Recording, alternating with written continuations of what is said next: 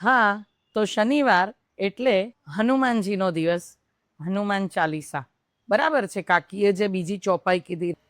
તમે અનન્ય અને શક્તિશાળી રામના દૂત છો. તમે અંજની માતાના પુત્ર છો અને પવન દેવના પુત્ર તરીકે પણ ઓળખાવ છો. હવે આનું હું તમને થોડું સંક્ષેપમાં આ શ્લોકનો મતલબ સમજાવ્યો. હવે થોડું હું તમને આની પાછળની એક નાનકડી કથા કહું કે જે રામના ભક્ત હતા ને માતા અંજનીના પુત્ર હતા. તો એની પાછળ એક નાની કથા એ છે કે એક વખત ઋષિ વિશ્વામિત્ર રામ પાસે જાય છે અને એ કહે છે કે રાજા યયાતિએ મારું અપમાન કર્યું છે, મને માન નથી દીધું, તમે એને યુદ્ધ કરો અને એને હરાવો અને મારી શરણમાં લઈ આવો. રામ એમને વચન આપે છે. હવે આ ખબર યયાતિ પાસે પહોંચે છે કે રામ થોડા દિવસમાં એમની સાથે યુદ્ધ કરવા આવશે.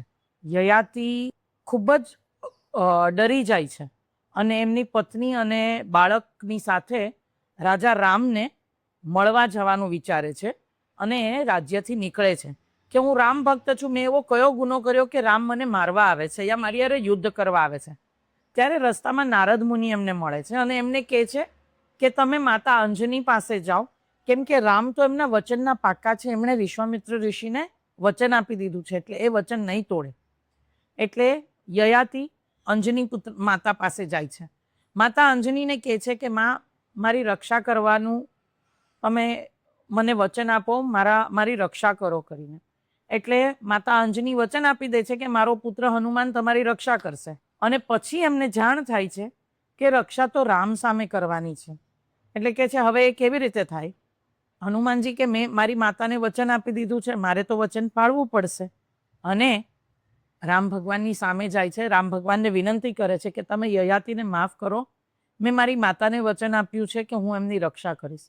રામ ભગવાન કહે છે મેં પણ વચન આપ્યું છે ઋષિ વિશ્વામિત્રને, એટલે મારે પણ વચન પાળવું પડશે, એટલે મારી સામે યા યુદ્ધ કરો યા યયાતિ મને સોંપી દો. હનુમાનજી વિરાટ સ્વરૂપમાં એમની સામે ઊભા રહી જાય છે.